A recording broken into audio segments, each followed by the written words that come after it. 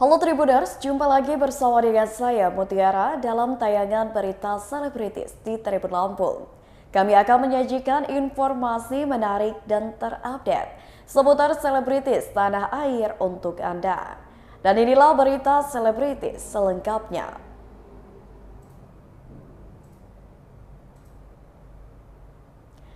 Didekati banyak pria, Anisa Bahar tetap betah menjanda. Penyanyi dangdut Anisa Bahar masih betah menjanda setelah bercerai dari Memo Sanjaya.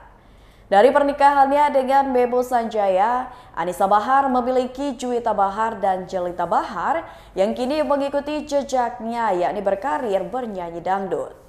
Anisa Bahar mengaku sangat selektif memilih pasangan usai pernikahannya itu berakhir dengan perceraian. Saat sedang sendiri tanpa pasangan, Anisa Bahar mengaku sering didekati oleh banyak pria mapan. Beberapa kali Anisa Bahar mencoba menjalin hubungan asmara namun selalu saja kandas. Setelah cerai dari Memo Sanjaya, Anisa Bahar kembali menikah dengan perwira polisi. Pernikahan kedua Anisa Bahar itu juga kandas lewat perceraiannya pada 2016 silam.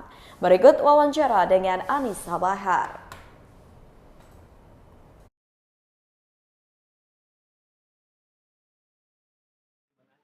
Yang di Bogor, kebetulan aku punya rumah dua berdempetan, itu diambil orang dua-duanya. Orang situ. Kayaknya orang situ deh, kayaknya. Terus hasilnya benar mau diberikan? Udah kemarin udah disalurkan, udah dibikin. Tempatnya sampai di rumah. Kenapa? Sampai di rumah kenapa alasannya? Oh enggak, kemarin kan memang aku mau bantu orang COVID kemarin, jadi aku udah kehabisan dana, jadi ya udah jual rumah aja. Tapi sebagiannya sudah disisikan buat yang lain kah atau khusus buat COVID semua? Kemarin ya banyaknya sih buat COVID sama buat akomodasi tim gitu aja sih. Kan krunya juga banyak. Berarti rumah gede itu nggak jadi jual dong? Gak jadi. Artinya beruntung jual rumah lagi gitu kan? Kenapa? Akhirnya dipakai lagi atau gimana? Akhirnya malah dibangun buat Juwita sama Jelita. Bakal tinggal di situ. Iya. Jelita bakal tinggal di situ. Kenapa akhirnya maksudnya dipindahin ke situ rumah Juwita dan Karena kemarin kan mereka tinggalnya di daerah Jakarta Barat sama di Tangerang. Terus udah gitu Jelita kan sakit. Dia ada kena sakit anxiety ya? Anxiety ya? Apa nggak tahu penyakit itu ya? yang tulisannya Kecemasan berlebih. Jelita tuh ada kecemasan berlebih sampai pokoknya mengkhawatirkan lah keadaannya. Akhirnya aku bawa ke Jakarta, aku pindahin anaknya sekolah di tempat aku. Gitu. itu selama menderita anxiety itu sudah berobat atau gimana tante, mungkin kondisinya seperti apa? Kondisinya menurut aku sih memprihatinkan. Dulu awal-awal aku ngira ini anak apa ada gangguan jiwa ya atau gimana ya gitu. Dia tiba-tiba nih, kita lagi naik mobil, tiba-tiba dia ada macet, dia pegangan kenceng, terus dia kayak menggigil, terus mama keluar tol, mama keluar, mama berhenti, mama keluar, mama kenapa gitu loh.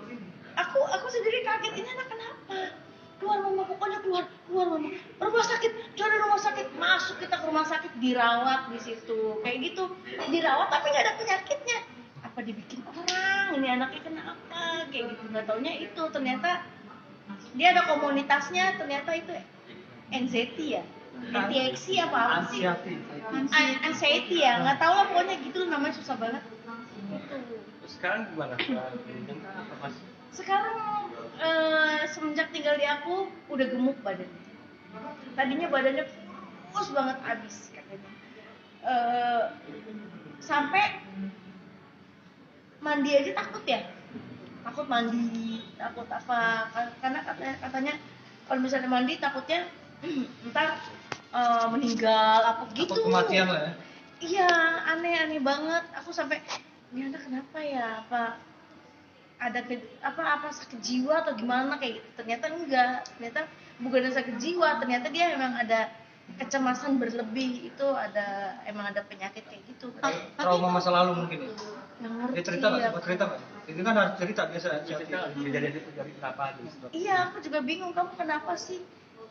Nggak tahu mama, tiba-tiba suka begitu, suka kayak ketakutan, kayak makan pakai alarm. Sekarang makan, kalau dulu mungkin nggak ada aku kan, nggak ada yang kontrol ya. Sekarang dia makan tuh pakai alarm, jadi setiap 2 jam sekali dia harus makan kayak gitu. Dan kehidupan di Tangerang kan dia tidak mungkin mau makan, bingung karena dia kan nggak kerja, makan juga seadanya kayak gitu.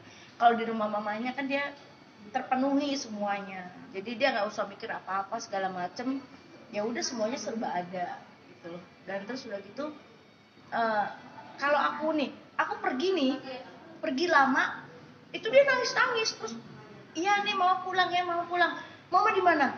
Lebih dari pacar, beneran lebih dari pacar, dari suami. Mama di mana? Ini mama udah di jalan. Coba video call, lihat, harus dilihatin jalannya di mana, ada di mana, itu dilihatin.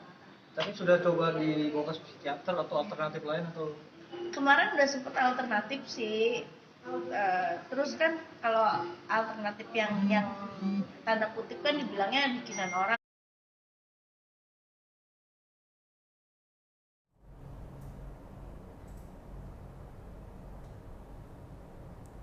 Berita selanjutnya datang dari pedangdut cantik tanah air, Ayu Ting Ting ingin jodoh yang kaya raya. Artis Ayu Ting Ting memiliki pandangan bahwa uang di atas segalanya, karena itulah untuk jodoh ia ingin cari yang kaya raya. Dirinya meminta kepada awak media untuk dicarikan pasangan, namun harus dari seseorang yang mapan. Pedangdut berusia 30 tahun ini mengatakan bahwa keinginan mempunyai pasangan masih belum mendapatkan izin dari sang buah hati Bilqis Humairah Rozak. Namun Ayu Ting Ting harus bingung di saat Bilqis meminta adik tetapi tidak diperbolehkan untuk pacaran. Pelantun dari lagu Alamat Palsu ini semakin terdiam ketika Bilqis masih belum mengizinkan Ayu Ting Ting untuk mempunyai pasangan. Tetapi keinginan mempunyai adik adalah salah satu impian dari Bilqis. Pedangdut sekaligus pelawak ini menjelaskan bahwa Bilqis sempat mengatakan bahwa Ayu Ting Ting adalah seseorang wanita yang kuat dan cukup hanya berdua dengannya saja saat ini. Berikut wawancara dengan Ayu Ting Ting.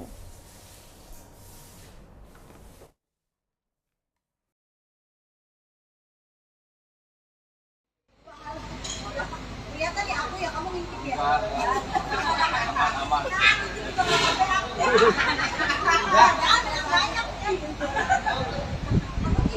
Dua tahun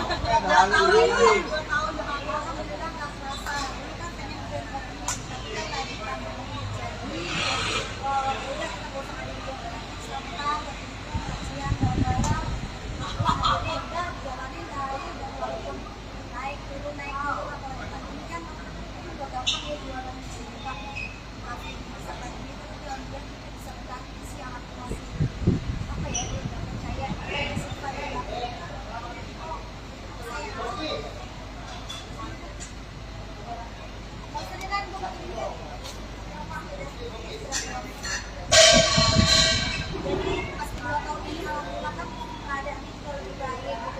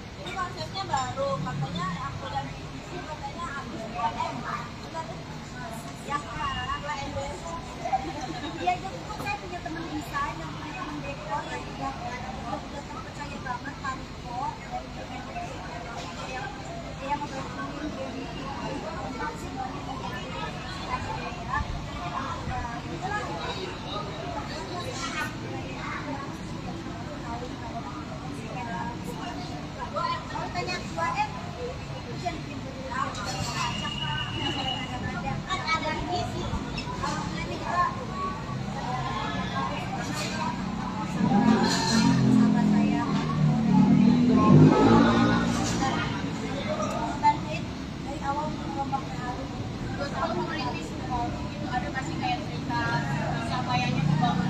Titik tersulitnya kemarin pandemi itu. Ya kalau iya Ya itu dia. Apa namanya? Kita berdua pagi kalau baru keluar. Cuma jarang orang pada mau keluar kan. Jarang orang keluar.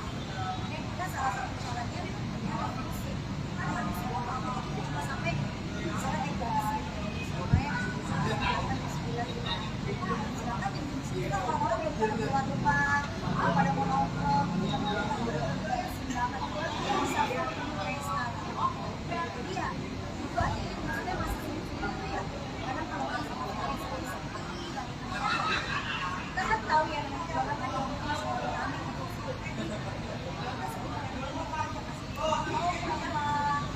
saya ini juga rajin lah masih datang ke halaman berbagi dan lain-lain kita berencana ini membuka cabang katanya sebenarnya cabang dari tahun kemarin itu banyak banget yang cuma saya ini masih belum pengen melepas terlalu franchise dari orang-orang saya masih pengen dari dulu deh kalau yang udah bener barang baiknya kalau orang bilang kalau udah cecek kalau udah cecek enak dia udah stabil sekarang bisa bilang udah stabil cuma saya pengen apa dua itu bisa saya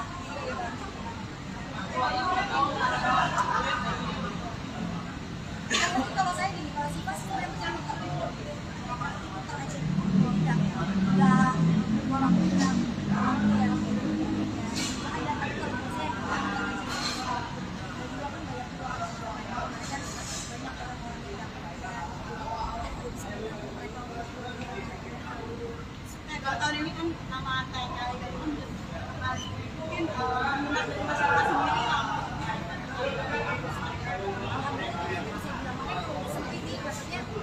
saya biasanya harus turun tangan langsung karena kan saya kadang sibuk apapun kalau saya lagi nggak capek saya pasti usahain ini promo untuk mengundang semua orang yang bisa datang ke sini biar kita nyanyi bareng-bareng melalui sangat berharga sekali dong.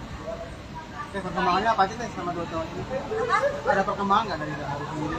Perkembangannya alhamdulillah maksudnya di antara banyak kafe yang ada undang kita masih bisa berdiri sampai sekarang dan alhamdulillah setia semua sama kita nih gitu. Jadi itu yang bikin saya apa ya senang kita bisa membantu sama-sama karena bisa bertahan sama 2 tahun dan alhamdulillah dan banyak banget pelanggan yang selalu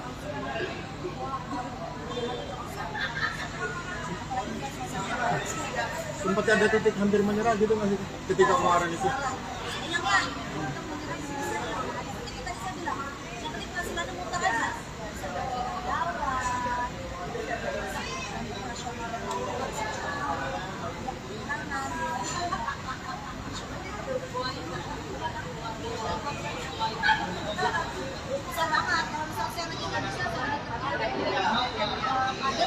ayah sama ibu biasanya yang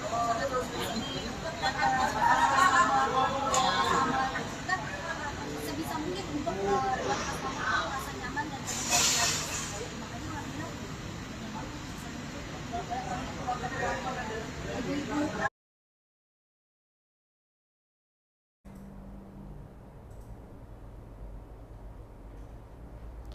Berita selanjutnya, anaknya ditipu hingga 10 miliar rupiah. Ayah Jessica Iskandar jatuh sakit. Ayah Jessica Iskandar diketahui sakit saat mendengar persoalan yang dihadapi anaknya. Herdi Iskandar, ayah Jessica Iskandar bahkan dikabarkan sampai terjatuh di kamar mandi setelah memikirkan kasus yang dialami Jessica Iskandar dan Vincent Verhaak.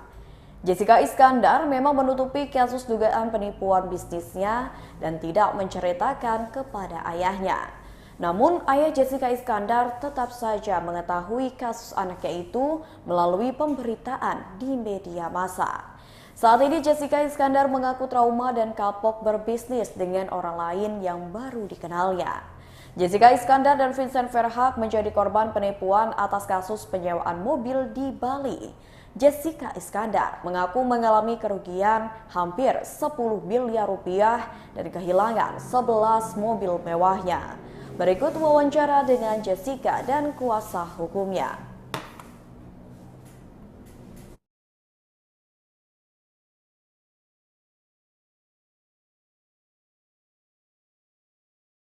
Balikan cerita perihal itu. Bukan. Bukan bukti. Ya, jadi begini, intinya kita tetap kembali pada substansi perkara ya. Ada perkara yang klien saya sebagai korban sudah melapor, itu sedang diproses kan begitu. Kemudian apabila dia menduga kan begitu, ada pencemaran nama baik, itu memang bebas, menduga itu boleh. Tetapi perhatikan tadi yang saya jelaskan, hukum formilnya ada SKB Menkominfo, ada perkap juga yang mengatur bagaimana tata pelaksanaan hukum acara pidana tersebut. Tetapi saya melihat dalam somasi ini tidak disclosure begitu loh. Padahal ini berkaitan. Ini yang bertanda tangan Kapolri dengan Jaksa Agung. Boleh dicek. Kan begitu kan? Terkait dengan implementasi tertentu terhadap pasal 27 ayat 3 UU ITE. Disebutkan gitu. Nah ini keputusan bersama ya.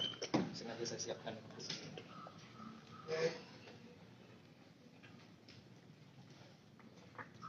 Ini yang menjadi kaidah hukum formilnya tegaknya material jalan bagaimana ya ini. Sebagai seorang pebisnis juga, mungkin dengan adanya kasus ini jadi trauma dan kapok. Ini momen-momen dimana sebenarnya saya harusnya seneng ya, karena kan saya masih baru lahiran, belum baik gitu. Tapi dihajar dengan musibah ini bikin saya masih sampai semalam aja saya masih nangis terus gitu. Jadi benar-benar kayak saya bikin trauma dan kapok banget gitu. terpuruknya seorang Jessica Iskandar menghadapi kasus ini. Apa sih yang mendalam mungkin kayak selain kekecewaan tadi dengan kerugian 10 miliar? Ya yang pertama pastinya ini akan memakan emosi, waktu. Saya jadi harus bolak-balik Jakarta Bali, saya harus ninggalin anak saya di Bali, saya juga mesti bawa kemana-mana bayi saya gitu kan. Itu yang paling pertama gitu. Yang kedua ini udah ganggu orang tua saya juga. Kemarin papa saya sampai jatuh di kamar mandi karena ikut stres gitu.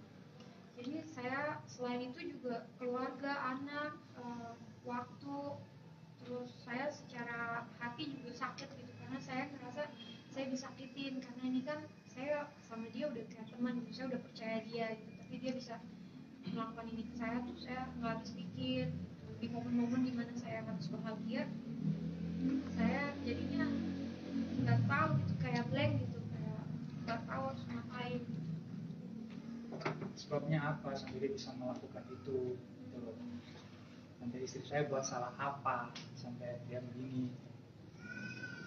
Upaya hukum lain kan mungkin dari sisi yang lain. Kami sampai pada saat ini masih bersepakat dan meyakini melalui laporan polisi ini tetap akan berproses. Kami juga nanti akan berkoordinasi terus dengan tim penyidik yang menangani perkara ini. Karena kami meyakini ketika laporan polisi kami terbit itu sudah menjadi legal standing yang begitu kuat untuk meneruskan dan mengawal kasus ini.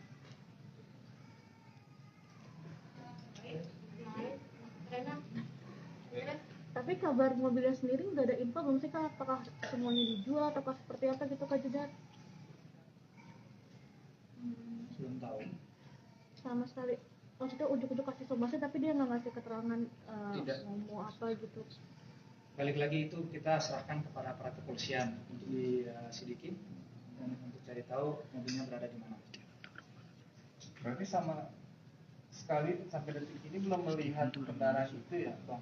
Sama sekali. Dari awal itu memberi uang bisnis itu dengan travel sama sekali tidak melihat. Oh enggak, lihat kan kita pakai mobilnya, kan mobilnya datang kita cek, kan kita kan di sini kan nggak serahkan uang, kita kan di sini objek yang datang kita cross check, oh objeknya ada, mobilnya bagus, oke, masih aman, oke, baru diambil kayak gitu. Kita itu objek yang kita pakai.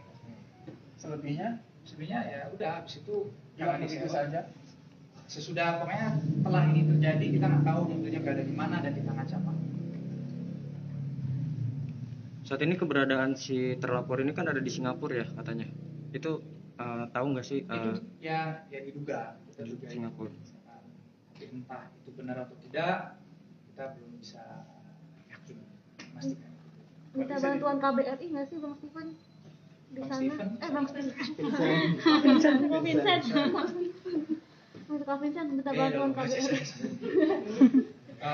Itu saya serahkan kepada kuasa hukum saya dan juga aparat kepolisian untuk menguruskan. Tapi sudah dicek domisili pertamanya gitu?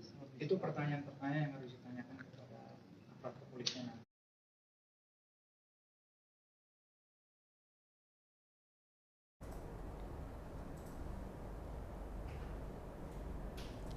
Berita selanjutnya datang dari Umi Pipi ingin Abizar nikah muda. Pendakwah Pipi Dian Irawati Popon alias Umi Pipik mengaku mendukung Abizar Al-Ghifari maupun Adi Bakansa untuk menikah muda. Istri mendiang almarhum Ustadz Jeffrey Al-Bukhari itu sangat menyarankan anak-anaknya segera menikah. Meski begitu, ia tetap mengutamakan kesiapan anak, terutama kesiapan mental.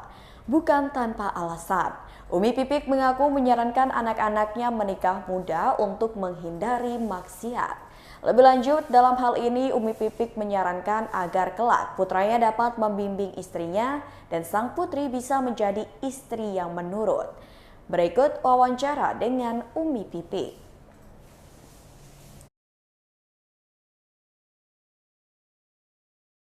Sibuk apa sih selain syiar terus kelola butik sama coffee shop ini? Itu aja sih kayaknya sibuknya ya, lebih sibuk itu safari dakwah. Hampir tiap hari saya safari dakwah.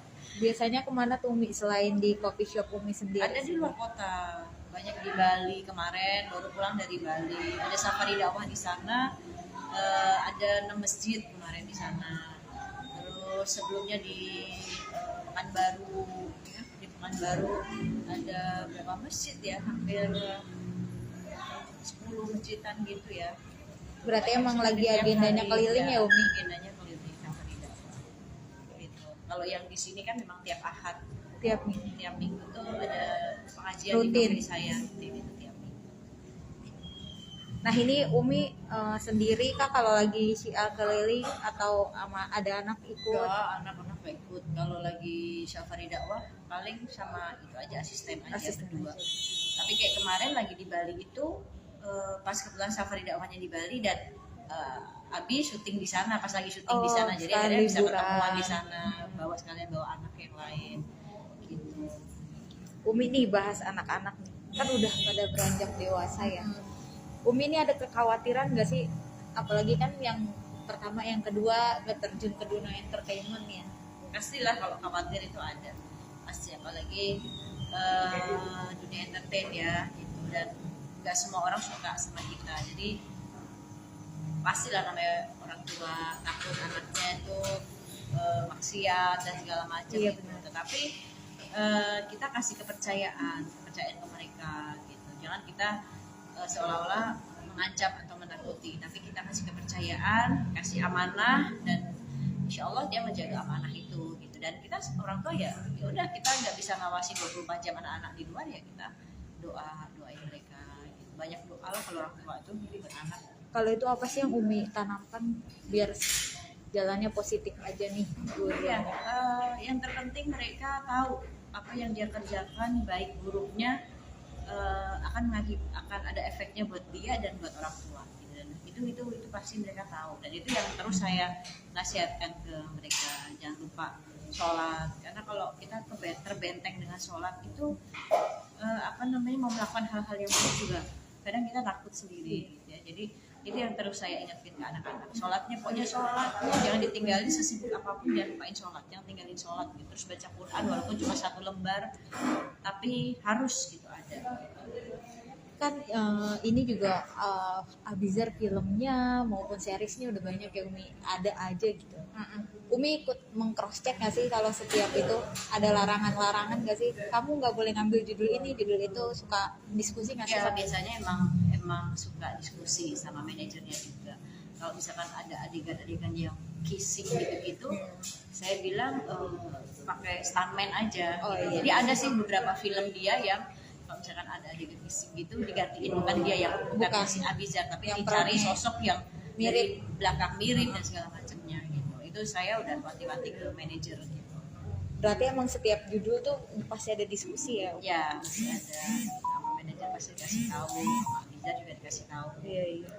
Kalau untuk terakhir Nyumi kan udah pada mulai dewasa, udah mulai mengenal lawan jenis. Jadi menyarankan nggak sih atau melarang atau ada apa gitu untuk menikah muda anak-anak ini? Kalau melarang menikah muda enggak, justru kan dengan menikah asal dia udah siap ya. Siap di sini maksudnya bukan siap materi, tapi lebih kepada siap mentalnya. Saat anak laki-laki mentalnya siap nggak, kelak dia jadi suami yang bisa ngebimbing istrinya, bukan cuma ngasih nafkah aja, ngasih makan juga mungkin bisa ya, tapi membimbing, mendidik, membentuk akhlaknya jadi istri soleha gitu. Mampu nggak itu gitu membimbingnya ke jalan akhirat, tujuan nikahnya ke sana untuk ibadah. Saat anak perempuan pun juga gitu, yang dikuatkan mentalnya. Mampu nggak dia itu nanti jadi istri yang selalu di rumah, istri yang soleha. Misalkan walaupun mungkin anak perempuan ini bisnis gitu ya di luar gitu, pengusaha misalkan ya, bisnis woman gitu, tapi di saat dia sudah dinikahi sama suami, saat suaminya nyuruh dia berhenti kerja, tinggal di rumah, siap nggak nih mentalnya si istri yang biasa di luar? Nah, ini yang harus disiapkan lebih ke mental, persiapan. Dan saya menyarankan banget kalau misalkan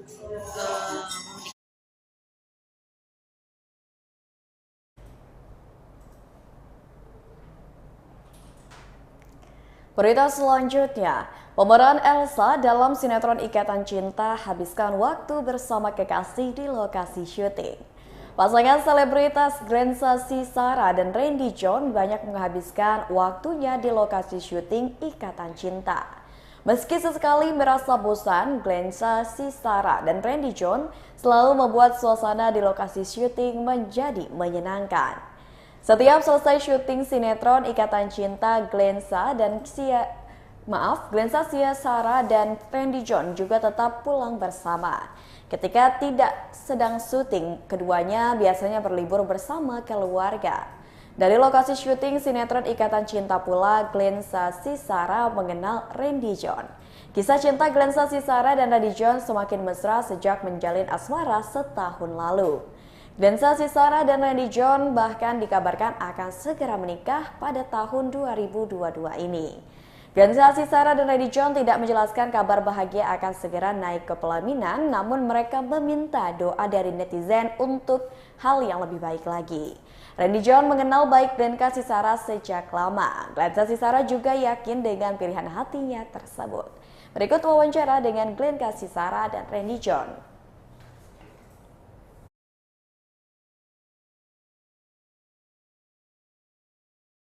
Belum diambil. Iya belum diambil. Gimana Kak? Sempat mengalami? Iya tadi sempat ada kejadian miskom. Jadi teman kamu tuh. Oh iya benar. Tadi aku sangat bersemangat ya tadi ya. Saking semangatnya nggak tahu kalau waktunya berhenti. Malah jalan. Temen yang di belakang udah berhenti, tapi mereka jalan malah jadi jalan. Tadi sih pas di rumah dicek merah-merah, tapi untuk saat ini masih merah, nggak tahu nanti sore ya biru kayak. Tapi sebetulnya nggak bisa jalan tadi ya, agak susah bangun. Iya, karena memang kan pas banget kumpul, tangan yang makan tadi kan motong, jadi agak nyeri. Kayaknya Karyani sigap banget tadi. Iya, khawatir kan takut terjadi apa-apa dan ternyata emang udah keseleo dikit kakinya, lututnya, jadi langsung diobatin jantung. Tapi sempet sih ketawa. Jadi yang penting kan nolongin dulu kan. Sambil ketawa tapi nolongin. Ini memang sengaja 17-an break syuting bareng, terus pulang ke rumah merayakan. Bagaimana mungkin boleh ceritain Kak Glenn? Ya semalam sih mereka dikabarin sama papa, Kak di rumah mau ngadain 17-an lagi nih kayak tahun lalu, mau nggak Kak? Iya datang, akhirnya datang. Pagi kita segera dari lokasi. seantusias apa sih Kak maksudnya sampai akhirnya dari lokasi nih datang pulang ke rumah buat ikut lomba gitu? Kenapa sorry? Seantusias apa gitu? Oh ya, ini banget lah maksudnya karena kan udah kebayang serunya kayak gimana dan terbukti memang seru banget. Ada main tarik tambang, ada lomba makan kerupuk. Ya seperti yang kita tahu lah kalau 17 Agustusan lombanya seperti apa. Makanya Glenka, oh yaudah Pak, yuk besok Kakak datang ya sama Randy gitu. Kak Glenka sama Randy emang sering gitu tiap tahun nggak pernah ngelewatin ikut lomba-lomba 17-an kah atau seperti apa? Kan memang kalau untuk saat ini baru pertama kali juga sama Randy dan ya tahun ini agak berbeda sih karena ada Randy ikut bergabung terus sama keluarga juga jadi semakin dekat sih gitu sama keluarga. Tapi memang biasanya kalian dua walaupun di mana gitu sendiri-sendiri gitu sering nggak sih ikut lomba? Kalau jujur saya terakhir kali lomba 17 Agustus pas masih kecil ya di Medan. Oh di Medan. Ini baru kesempatan lagi buat ikutan lomba. Happy nggak? Happy. Kalau Glenka berapa tahun? Iya, cuma kan kemarin itu belum ini ya, belum boleh ada. Iya kan masa pandemi. Berapa tahun yang lalu lah aku sama Diantin juga ya kita bikin. Oh iya. Bikin sendiri, terus ya baru ini juga sama keluarga di sini. Paling suka ikut lomba apa sih Kak? Misalkan ikut lomba 17-an nih. Randy itu Panjat Pinang ya kan? Gak bisa. Kalau Randy apa Randy? Kalau paling suka makan kerupuk ya, sama mie ayam. Biar kenyang ya. Aduh. Makan kerupuk ya.